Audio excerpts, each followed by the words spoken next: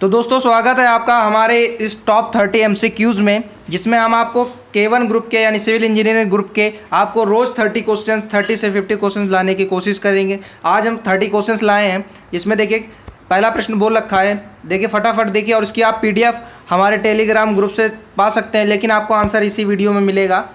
और टेलीग्राम का ग्रुप हमारा नाम है पॉलिटिकी मंत्रा, सेम यही नाम है। तो आप देखिए पहला प्रश्न बोल रखा है, प्लास्टिक को सुंदर बनाने या रंगीन बनाने के लिए प्रायः मिलाया जाता है। तो आपका ये जिंक ऑक्साइड यानी ZnO मिलाया जाता है, यानी ये आपका ये दूसरा ऑप्शन सही हो जाएगा। अगला प्रश्न बोल रखा है, वायु की उपस्थिति में चूने पत्थर को जलाने की क्रिया कहलाती है। तो ये आपका फूकना, यानी ये आपका इसका भी दूसरा आंसर राइट हो जाएगा। तो आप आते हैं अगले प्रश्न पे। बोल रखा, अनबुझे चूने का जमाव किसके साथ होता है? अनबुझे चूने का जमाव किसके साथ होता है? आपका ऑप्शन डी यानी CO2 कार्बन डाइऑक्साइड के साथ होता है। अब बात करते हैं 1 किलोग्राम चूने को बुझाने के लिए, 1 किलोग्राम चूने को बुझाने के लिए पानी की ज़रूरत कितनी होगी? यह आपका 0.2 kg यानी 200 ग्राम पानी लगेगा आपको 1 किलो चूना बुझाने के लिए। अब बोल रखा है, चूने की सामर्थ्य ज्ञात करने के लिए कितने नमूने बनाए जाते हैं? तो ये आपके 6 नमूने बनाए जाते हैं, यानी आपका डी राइट आंसर हो जाएगा। अब बात करते हैं अगले प्रश्न की। बोल रखा है, निर्दोषता परीक्षण, जो निर्दोषता परीक्षण होता है वो किस उपकरण से किया जाता है? तो आपका ली चैटलियर ये आपका परीक्षण होता है, जिससे निर्दोषता परीक्षण किया जाता है।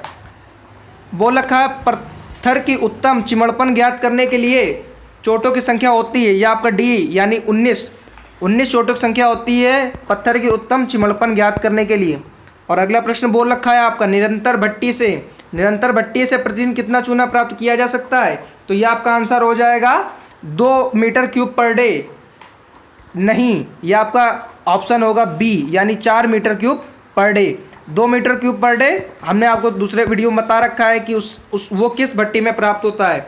देखिए, जली चूना में अशुद्धता की मात्रा होती है, जो जली चूना होता है उसमें आपकी कितनी अशुद्धता होती है? 5 से लेकर 30% तक आपकी अशुद्धता हो सकती है जली चूने में।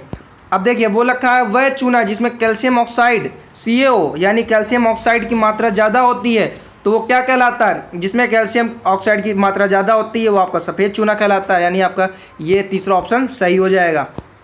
बोल रखा है, इंजीनियरिंग संरचनाओं में उपयोग होने वाला चूना है। इंजीनियरिंग संरचना बनाने में सबसे ज़्यादा उपयोग में लाया जाने वाला चूना है, यह आपका जली चूना होता है, यानी आपका ये दूसरा ऑप्शन सही हो जाएगा। अब बोल रखा है, चूना पत्थर की सामर्थ्य होती है, चूने पत्थर की सामर्थ्य कितनी होती है? आपका ए यानी 550 किलोग्राम पर सेंटीमीटर स्क्वायर होती है। अब बोल रखा है, मोह पैमाने पर हीरे की कठोरता कितनी होती है? मोह पैमाने पर हीरे की कठोरता आपकी 10 होती है, यानी आपका ये डी राइट आंसर हो जाएगा। अब बात करते हैं पलीता लगाना यानी फ्यूज़ की लंबाई कितनी होती है? तो ये आपकी होती है 30 से लेके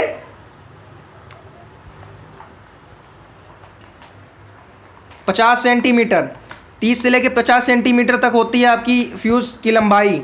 अब बोल रखा है, पत्थर मुलायम होगा यदि इसका घर्षण का मान हो। यह आपका 0 से लेकर 14 तक अगर होगा तो ही पत्थर मुलायम होगा, यदि घर्षण का मान उसका 0 से लेकर 14 तक होगा।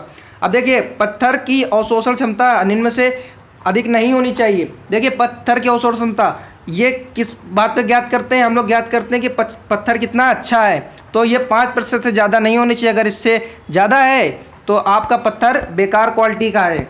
अब बात करते हैं अगले प्रश्न की। बोल रखा है, पत्थर का अपघर्षण प्रतिरोध जानने के लिए कितने प्रति मिनट चक्कर घुमाया जाता है? तो ये आपका 30 से 33 चक्कर घुमाया जाता है। अब बात करते हैं अगले प्रश्न की। बोल रखा है, सेल्यूलोज प्लास्टिक की खोज किसने की थी? देखिए, न्यूटन ने नहीं की, आर्किमिडीज ने नहीं की, और ए और बी दोनों हो नहीं सकते, और आपका ए राइट आंसर यानी सोनहीन हो जाएगा।